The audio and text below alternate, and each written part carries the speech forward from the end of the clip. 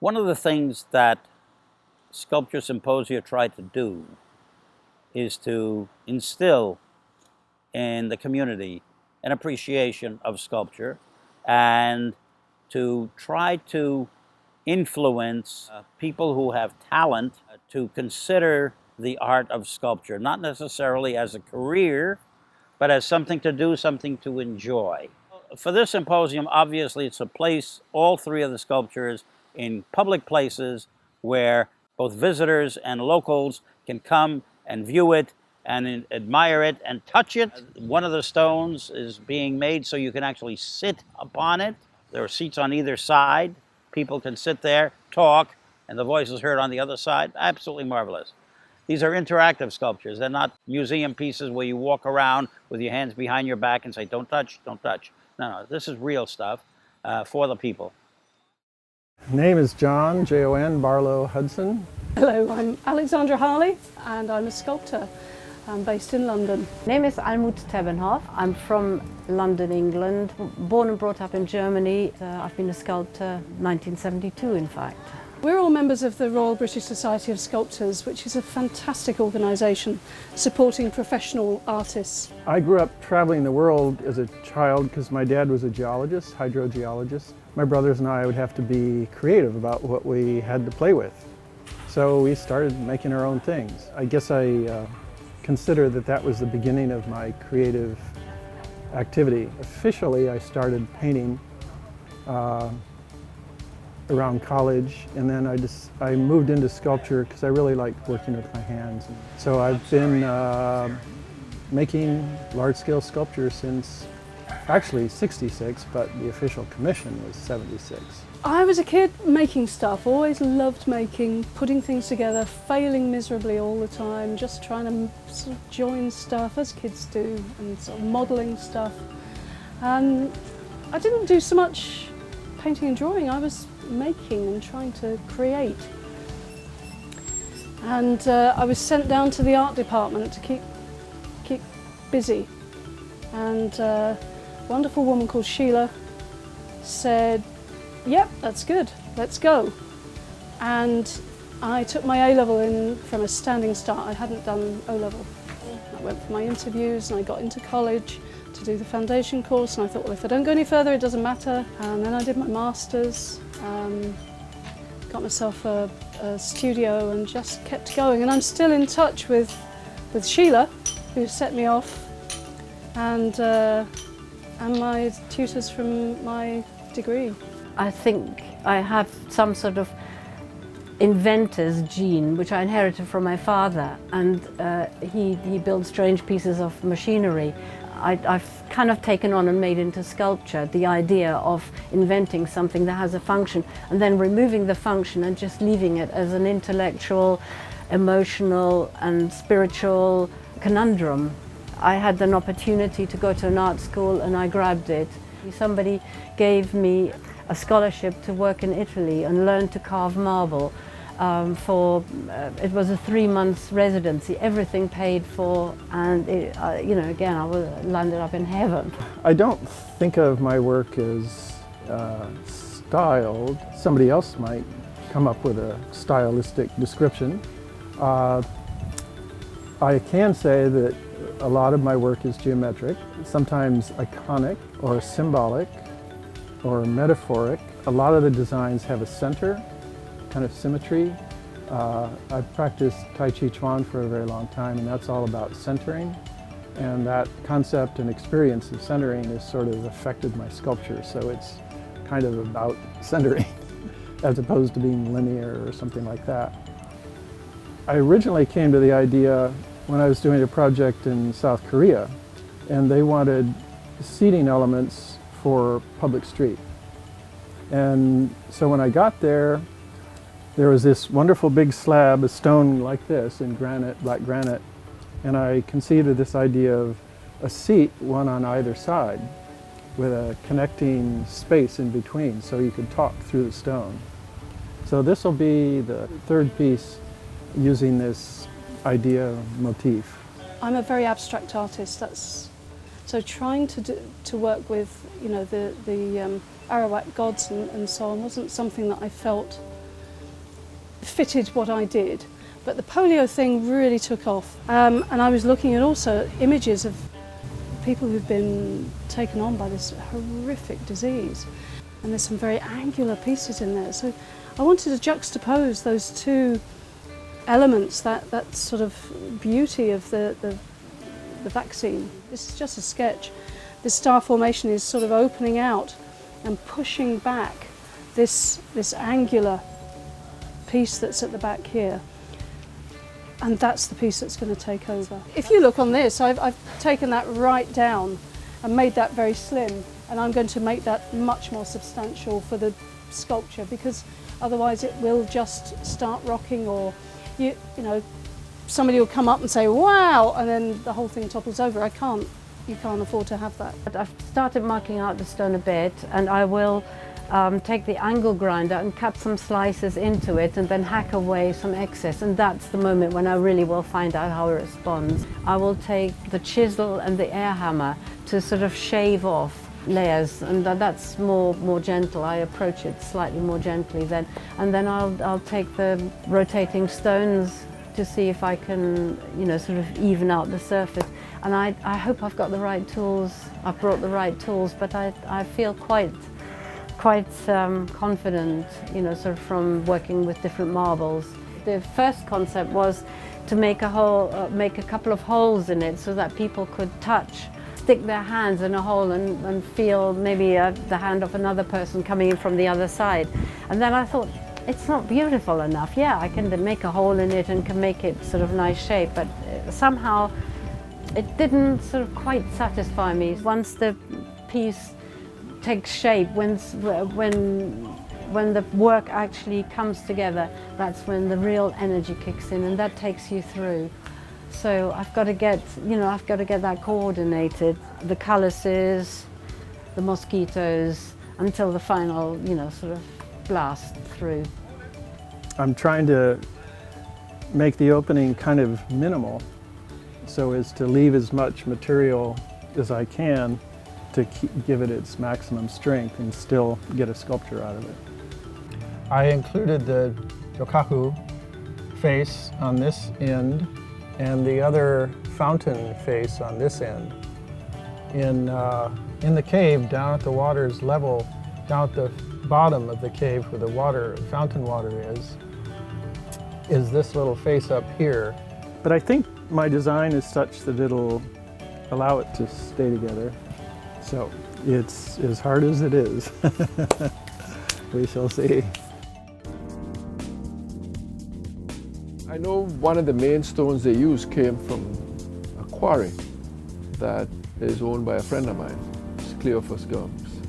And he told me that was primarily grayish-huish, and he believes that is travertine, or can be described as travertine. But the island we live on now is all sedimentary limestone rock, made up of millions and billions, if not trillions, of dead coral. The limestone is primarily fossiliferous limestone, made up of skeletal remains of dead animals, dead marine animals. The limestone is very absorptive, so we have various lenses throughout the island, and a lens is simply a body of fresh water that has percolated down through the limestone and floats literally on a layer of salt water. We call it limestone, Barbadians call it coral stone. I don't know if there's that much difference.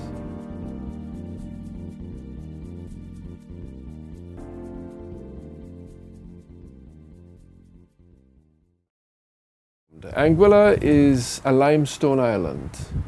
All the island is, with the exception of some small outcrops, is calcium carbonate limestone formed in the Miocene era over a layer of igneous rock. The igneous rock is not very evident, volcanic rock. That shows up at two places on the island and 2 places on one of the neighboring keys. The fountain gets its name from the fact that it is the only place on the island where water naturally is found. In a pool, in two pools, but mainly one pool, which sits at the bottom of the cave, which is on the northern coast of Anguilla near the famous beach of Shoal Bay. It is a limestone cavern that nature has hollowed out through thousands, if not hundreds of thousands of years of precipitation and dissolution of limestone. The acidic precipitation that is created with water percolating through the limestone has literally melted out this cave. The limestone is primarily fossiliferous limestone, made up of skeletal remains of dead animals, dead marine animals. We strongly believe that the fountain became a symbolic part of Amerindian faith. Hopefully, as archaeological research continues, we will get more evidence.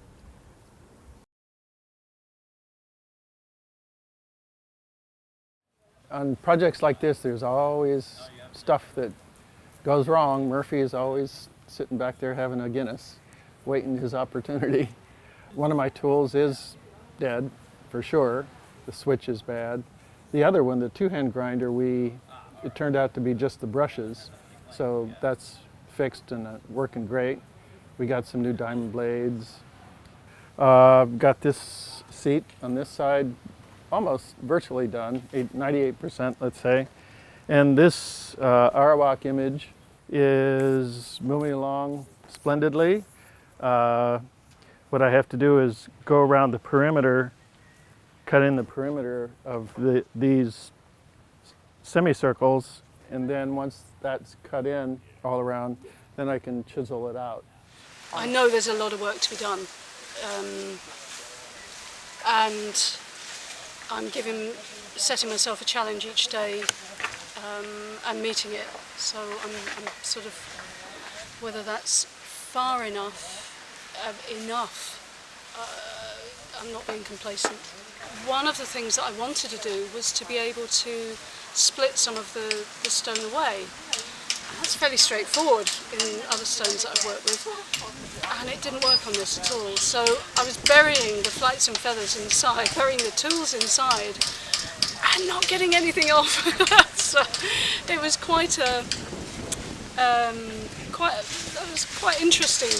A good learning curve. It was great. I mean, I learned a lot from that, and it was good. And Don and Prince and Hendrik were really good at sort of coming up with solutions, so it was good. And I did remove the material I needed to get rid of, but it just wasn't in the way that I planned.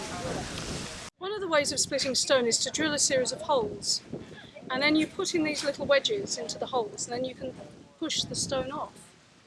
And what happened was, normally, if you got enough holes and put in enough wedges in, it'll start to form a fissure down the stone, and it will go down and down and down and down. And this went down as far as the crack and then just sheared off sideways. So I was only getting off the depth of the drill. So I didn't know, and now I do. It's quite good for me now, because I can actually see the final piece, because the cuts and the decisions I've made, they're coming together.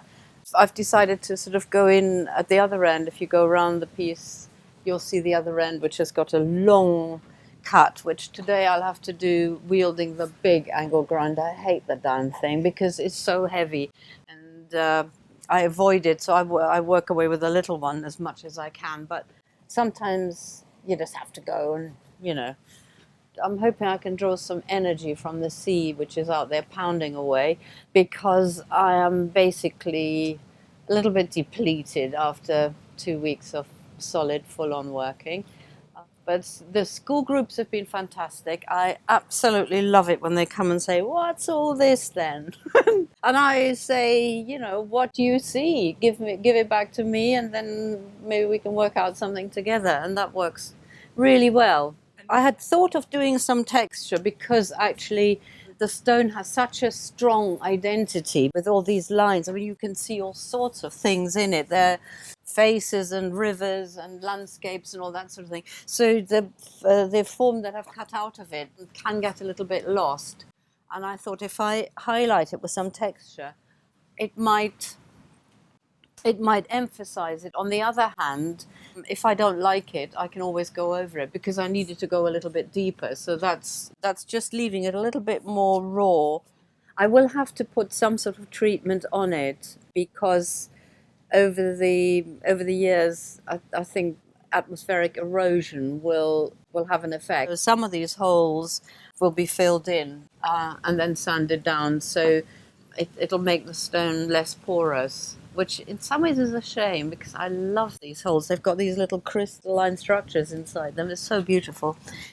I think when I set out and I knew I had 3 weeks and a really big stone, I thought if I remove more than 10% of that stone, I'll be in trouble. Because as you go into it, you're increasing the surfaces, and the surfaces also need to be treated. You know, they need to have 3 different, the rough stage, the medium stage, the air hammering stage, and then the sanding stage. So all of that amounts to an awful lot of work when you think of the surface of the stone. So 10, maybe 15%, I don't know. I mean, if we put it on the scales and figured out how much I've taken off, I would know.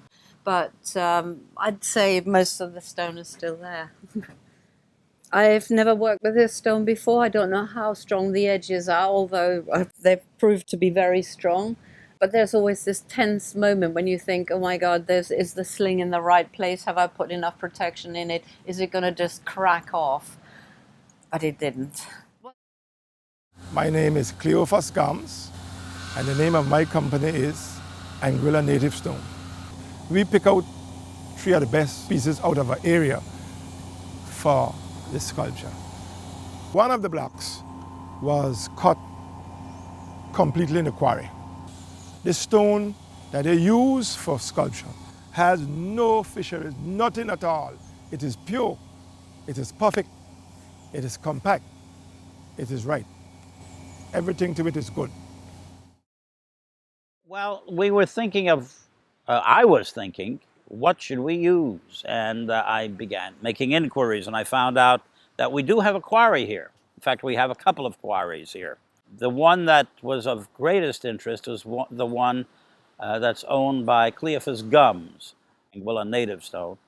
He cuts the stone, makes tiles out of them, doesn't normally cut it for sculptures. But I asked him, and he said, yeah, he thought it would be possible. Very generous of him. And we have, as a result, our own Anguillian stone.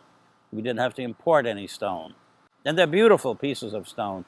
The Anguillian limestone is really quite unique, colorful, expressive.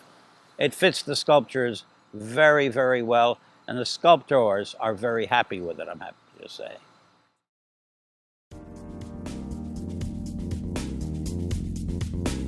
We hope that we will influence the youth of the island, and there are several who have shown an interest in sculpture, have apparently demonstrated some talent in sculpture in the classroom. So we're hoping that one of these days they will become famous sculptors and be at symposia, in their turn trying to influence youth wherever that symposium is.